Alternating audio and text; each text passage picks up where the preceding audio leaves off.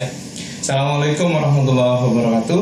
Selamat berjumpa kembali bersama saya ya. Agak berbeda dengan kesempatan yang lalu. Jika yang lalu saya terus membahas tentang Microsoft Teams, pembelajaran IPA dan lain-lain. Nah, pada kesempatan kali ini saya ingin berbagi mengenai cara membuat video pembelajaran sederhana. Nah, ide ini muncul karena beberapa saat yang lalu saya diminta untuk bersama-sama melakukan pembelajaran pelatihan ya di sebuah tempat tentang pembuatan video pembelajaran sederhana. Namun karena beberapa hal sehingga saya tidak bisa hadir di tempat tersebut. Nah, untuk menggantinya saat ini saya ingin berbagi bagaimana caranya membuat video pembelajaran sederhana tersebut tanpa menggunakan software editing, tanpa menggunakan spesifikasi komputer yang terlalu wah seperti itu. Cukup menggunakan laptop spesifikasi kentang seperti ini ya, dan beberapa alat sederhana lainnya seperti itu. Nah, langsung saja kita mulai ya. Alat apa saja yang kita butuhkan untuk membuat video pembelajaran tersebut? Ya, tentu saja yang pertama adalah seperangkat laptop ya. Nah, karena kebanyakan kita saat ini punyanya laptop ya, kita pakai saja laptop seperti itu. Laptop ini spesifikasinya cukup rendah sebenarnya, RAM-nya hanya 2 GB, kemudian Core i3-nya juga baru 1,7 GHz ya cukup minim lah untuk spesifikasi pembuatan video sebenarnya. Kemudian alat berikutnya ini headset ya. Headset Bapak Ibu guru saya yakin punya headset seperti ini karena punya smartphone. Headset ini itu bisa dipakai apabila colokan pada laptopnya hanya satu seperti ini. Jadi kalau untuk laptop yang colokannya satu, gunakan headset untuk handphone seperti ini. Kenapa? Karena ini konektornya TRRS ya. Jadi ada 1, 2, 3, 4 ya, seperti itu. Jadi ada 3 garis. Ada 4 konektornya. Jadi ada 3 garis. Ini TRRS. Sementara kalau perangkat laptopnya itu memiliki 2 colokan, satu colokan audio mic, satu colokan untuk speaker, maka gunakan headset yang seperti ini, memiliki 2 colokan seperti ini ya. Nah, seperti itu. Nah, bagaimana kalau tidak punya headset ini yang untuk handphone tapi punya headset seperti ini, maka gunakan dan sementara laptopnya hanya satu konektor saja. Nah, maka gunakan alat bantu berikutnya, yaitu ini konektor ya, konverter dari TRS ke TRRS. Ini kan ada 3 garis, sementara ini ada 2 garis saja.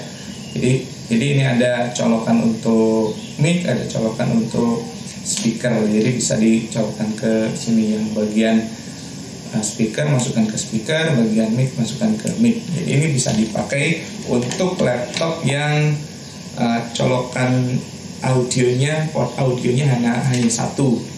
Nah, bagaimana kalau tidak punya laptop tapi punyanya desktop, maka bisa gunakan headset seperti ini kan. Kalau di desktop kan colokannya ada 2 ya, untuk speaker dan untuk mic itu.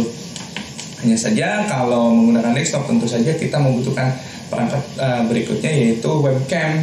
Nah, kalau laptop kan sudah ada webcamnya ya, sudah ada webcamnya di sini. Jadi kita tidak perlu menambah perangkat baru, yaitu webcam, kecuali kita menggunakan desktop. Nah, karena kali ini kita menggunakan laptop, maka saya hanya akan menjelaskan tentang bagaimana cara membuat video pembelajaran sederhana dengan menggunakan laptop yang spesifikasinya cukup minim, atau mungkin bahasa anak sekarang ya, laptop kentang lah, spesifikasi kentang. Tapi ini cukup bermanfaat meskipun spesifikasinya minim ya. Ini ada brandnya tapi saya tidak mengiklankan brandnya ya gitu. Baik, kita lanjutkan.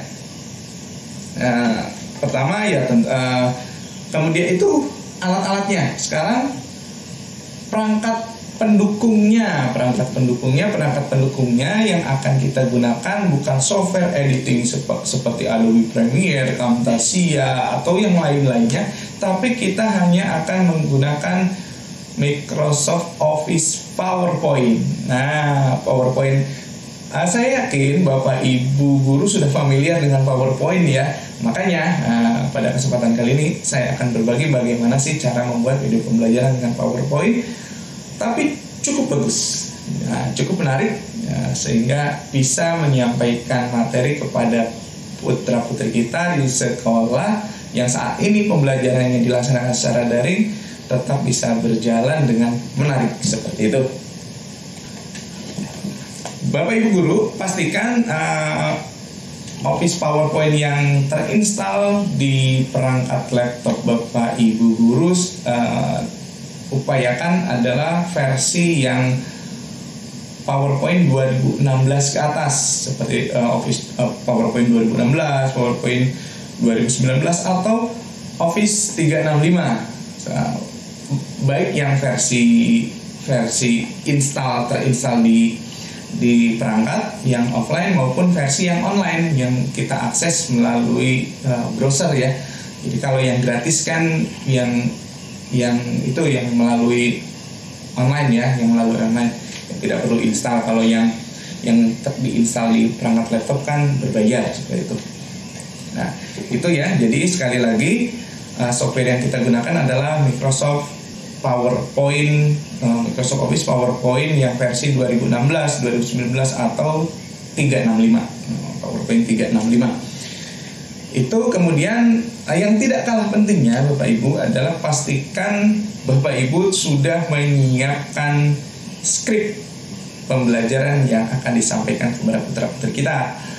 Nah, skrip itu terdiri dari dua bahan pendukung tentunya. Yang pertama ya tentu saja tampilan PowerPoint-nya yang akan kita sampaikan ke siswa, dan yang kedua skrip yang berupa apa saja yang akan kita bicarakan, yang ingin kita sampaikan kepada putra-putri kita, dimulai dari salam pembuka, kemudian persepsi dan lain sebagainya sampai dengan penutup. Itu jadi diupayakan kita tulis supaya nantinya pada saat pembuatan itu kita bisa bicara dengan lancar pada saat proses perekaman, meskipun itu kan proses perekamannya bisa kita ulang-ulang sebetulnya, tapi ya akan lebih baik dan lebih lancar nantinya, efektif dalam waktu apabila kita menyiapkan skrip tadi, naskah yang akan kita bicarakan pada saat perekaman suara maupun video kita. Itu bagaimana prosesnya, langsung saja ya kita menuju ke proses perekamannya. Baik Bapak Ibu guru, langsung saja kita praktikan ya. Pertama tentu saja kita nyalakan perangkat komputer kita, perangkat laptop kita. Langsung kita buka file PowerPoint yang akan kita presentasikan ke anak. Misalnya ini, kalau saya punyanya ini tentang gelombang bunyi ya. Dan perhatikan bahwa pada saat kita membuat video pembelajaran, jangan lupa kita harus senantiasa menampilkan kompetensi dasar dan tujuan pembelajaran. Akan lebih baik juga kalau kita menampilkan dengan indikator pembelajarannya. Tapi ini kompetensi dasar dan tujuan pembelajaran minimal cukup ya. Minimal, ini sangat minimal. Nah, setelah terbuka seperti ini, versi PowerPoint yang saya gunakan adalah versi PowerPoint 2019 ya. PowerPoint 2019, untuk 2016 tampilannya mirip. Kemudian untuk yang versi online ya, yang versi free itu seperti ini tampilannya. Baik, misalkan kita akses Office kita, sini ya Office, ada PowerPoint, Word seperti itu secara online di peramban kita. Kita buka seperti ini. Ini saya membukanya dalam versi bahasa Indonesia. File beranda sisipkan, tapi sama saja. Ada desain seperti itu, sama ya. Tapi ini versi online-nya. Baik, kita kembali ke file PowerPoint yang saya buat tadi. Seperti ini. Nah, kalau sudah siap, Bapak Ibu tinggal mempresentasikannya kan berarti. Caranya bagaimana? Baik, kita langsung ke menu slideshow ini. Nih, menu slideshow ini ya. So di atas ini slideshow, kemudian lanjut ke record slideshow. Jadi kita akan melakukan perekaman terhadap slideshow kita.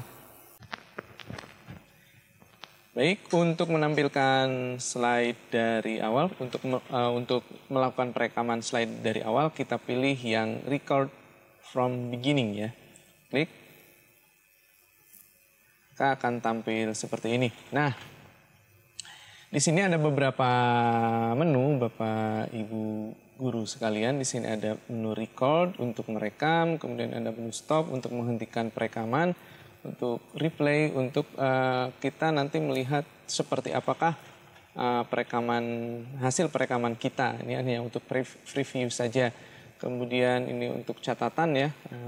Untuk sementara ini kita tidak akan mempelajari ini. Kemudian ini ada menu clear.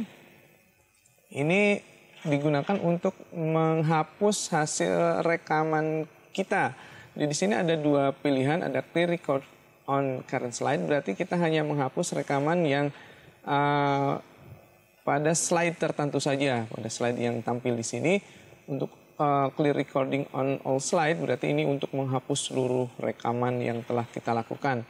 Jadi ada menu setting, ini settingnya digunakan untuk mikrofonnya apa, kemudian kameranya apa yang dipakai. Di sini saya menggunakan webcam bawaan ya, webcam bawaan.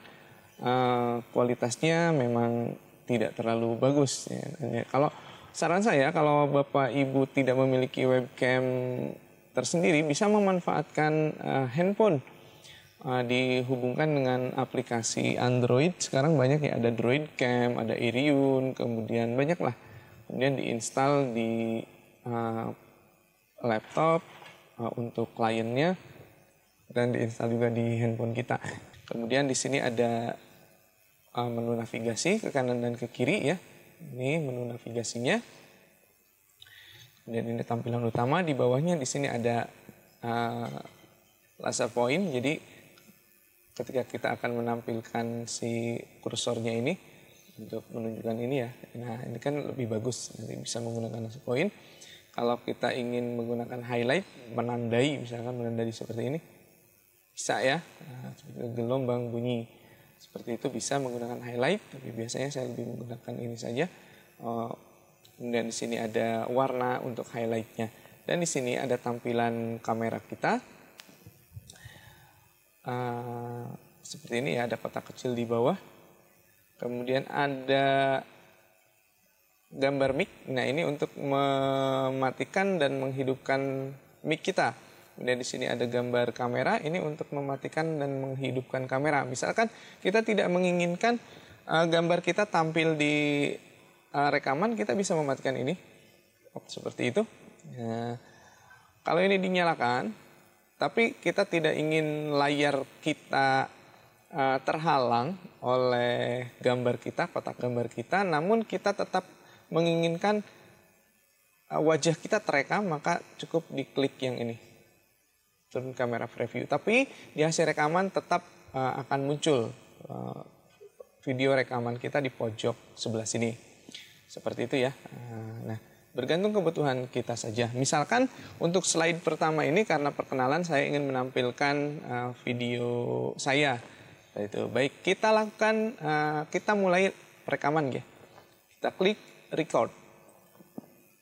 Nah, di sini ada countdown-nya, ada hitung mundur ya. Nah, kita mulai misalkan seperti ini. Assalamualaikum warahmatullahi wabarakatuh. Selamat pagi anak-anakku, anak-anak hebat sekalian.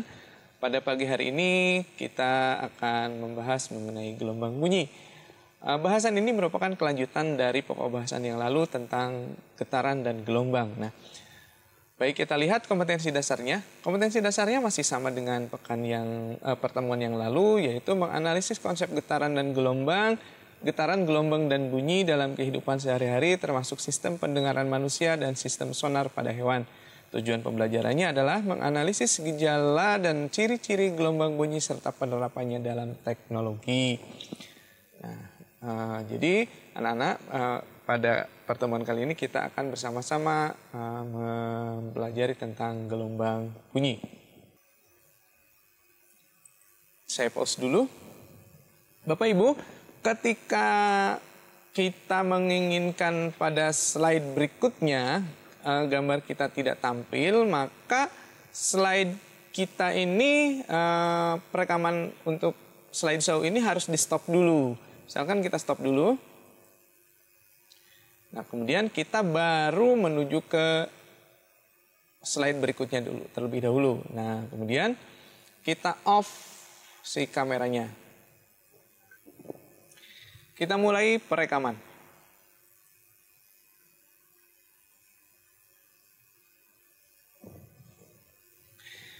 Nah, anak-anakku sekalian, bunyi itu merupakan gelombang longitudinal sebagaimana yang sudah Bapak jelaskan pada pertemuan yang lalu ya. Nah, seperti ini kira-kira gambaran rambatan dari gelombang bunyi. Misalkan ini ada sumber suara dan ini adalah telinga kita. Nah, gelombang bunyi itu seperti ini merambatnya. Jadi getaran-getaran pengeras suara menghasilkan variasi tekanan pada udara. Pulsa yang dihasilkan dari perapatan udara bergerak menjauhi sumber tekanan seperti pada gambar di samping.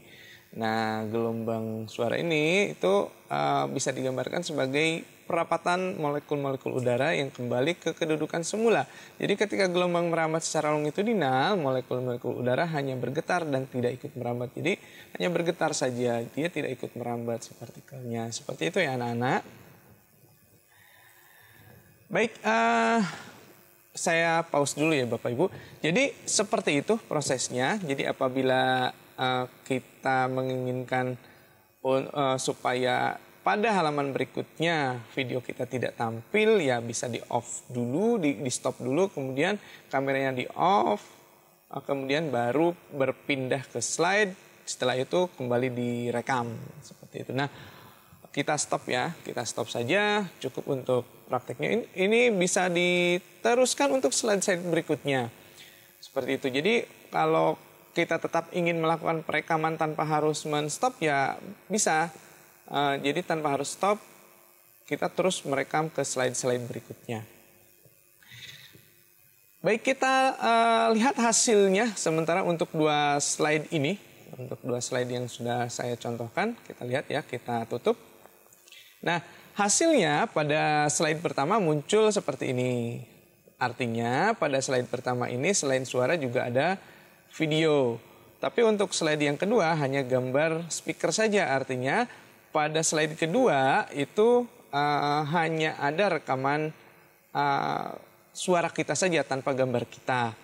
Nah, sementara kalau slide ketiga karena tadi tidak dilakukan perekaman terhadap slideshow-nya, ya di sini tidak ada tanda apapun seperti itu.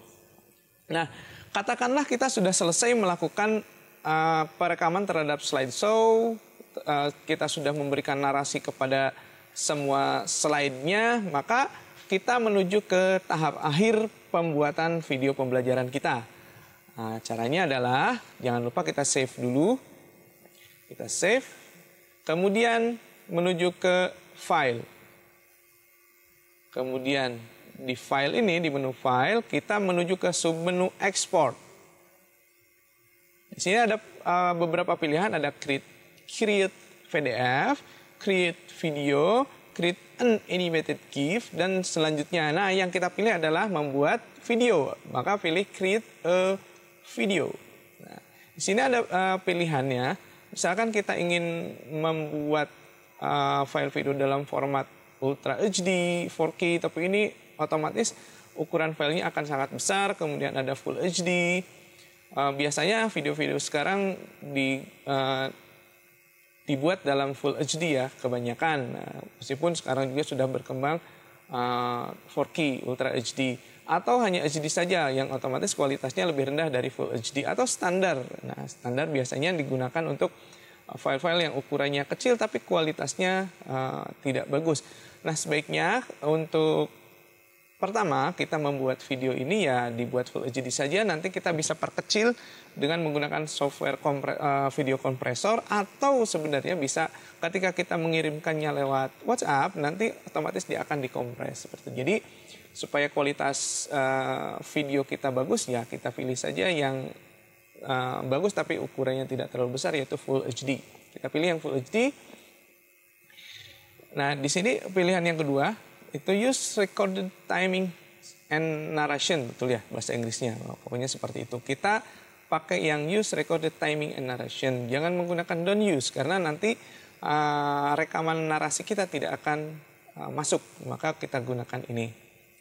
Ininya tidak perlu diisi, dibiarkan saja. Kemudian kita create video. Kemudian kita simpan di mana video kita akan diletakkan ya hasil penyimpanannya. Misalkan sama dengan di directory video. Misalkan saya simpan di directory video. Kita kasih judul gelombang bunyi video pembelajaran gelombang bunyi. Misalkan kita save, kita simpan. Nah, progresnya akan terlihat di bagian bawah ya, di sini. Creating video pembelajaran gelombang bunyi MP4 ya. Nah, di sini ada progresnya. Kita tunggu progresnya sampai dengan 100%.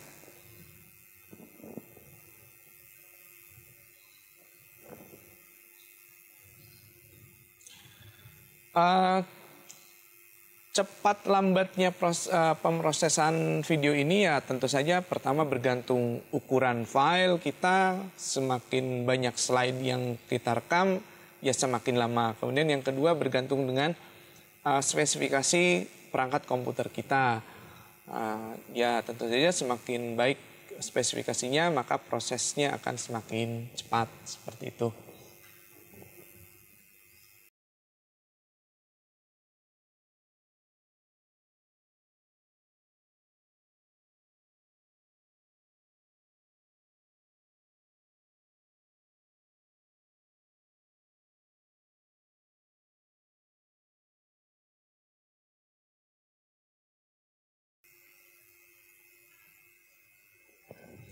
Nah, ini sudah selesai pemrosesannya. Baik, kita coba lihat seperti apakah hasil perekaman video kita ya. Kita menuju ke directory video. Kemudian, nah ini di sini video pembelajaran gelombang bunyi. Kita lihat.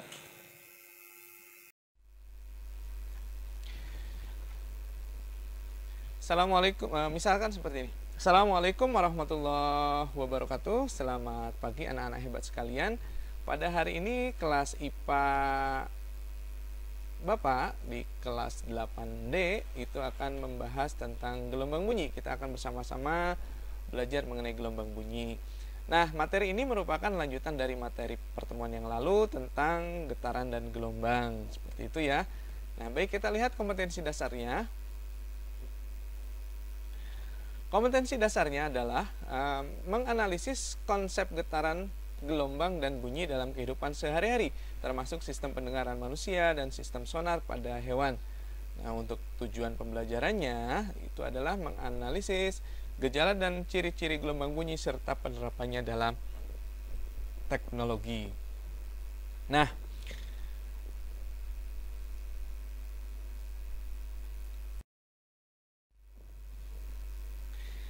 anak-anakku sekalian, bunyi itu merupakan gelombang longitudinal sebagaimana yang sudah Bapak jelaskan pada pertemuan yang lalu ya.